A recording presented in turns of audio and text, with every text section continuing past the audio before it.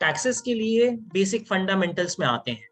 Taxes का rule बहुत ज्यादा सिंपल है और बहुत ज्यादा स्ट्रेट फॉरवर्ड है। दो चीज आती है। पहला आता है आपका एक्विजिशन कॉस्ट क्या है किसी भी क्रिप्टो करेंसी का।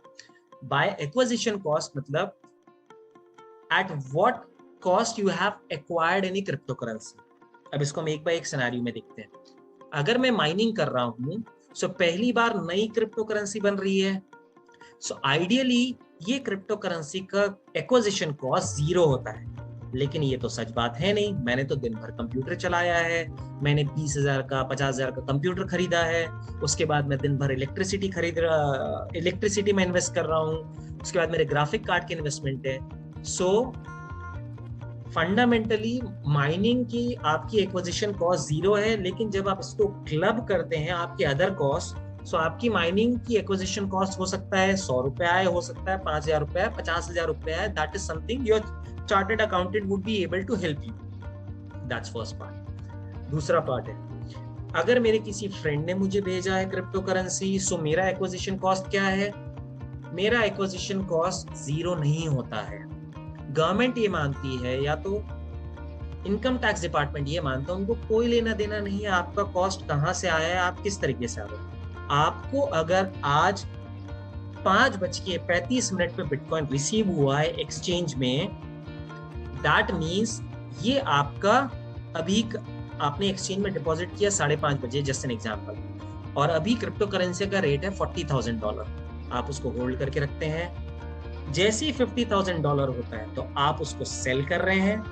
जब आप सेल कर रहे हैं तो एक्सचेंज में दिखेगा आपका 10,000 रुपी प्रॉफिट हुआ है, सॉरी $10,000 प्रॉफिट हो रहा है। सो जनरली आपको थंब रूल के हिसाब से वहां पे जो भी टैक्सेस देना, we are going to calculate on that.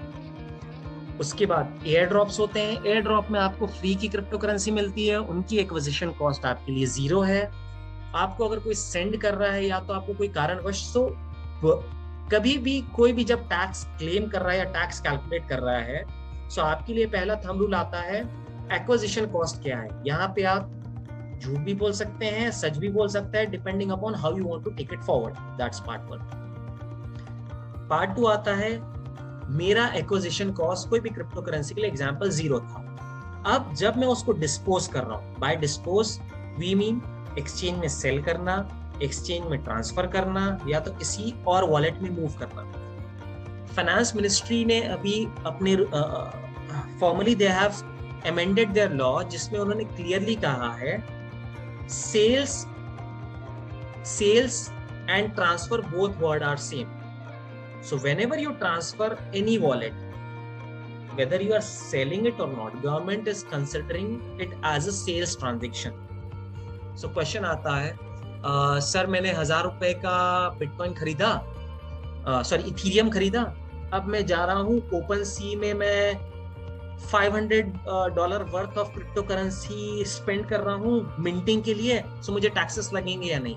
Of course taxes लगेंगे। आपने उसका यूटिलाइजेशन किया है कुछ काम के लिए, but by default that is considered as sale from the government side. So अगर उसमें आपकी कुछ अर्निंग है, सो उसमें भी आपको टैक्सेस लगेंगे। We are going to get deeper into those scenarios. Thereafter transaction fee government ने कह दिया है that is not our concern. आप ब्लॉकचेन के ट्रांजैक्शन फीस में भी आपको टैक्सेस देना पड़ेगा, because it's very granular thing. छोटी छोटी चीजों में निटी-ग्रिटी में गवर्नमेंट नहीं जा सकती, इनकम टैक्स डिपार्टमेंट नहीं जा सकता, इसलिए उन्होंने एकदम ब्लैंकेट अप्रोच अपनाया है क्रिप्टो करेंसी का।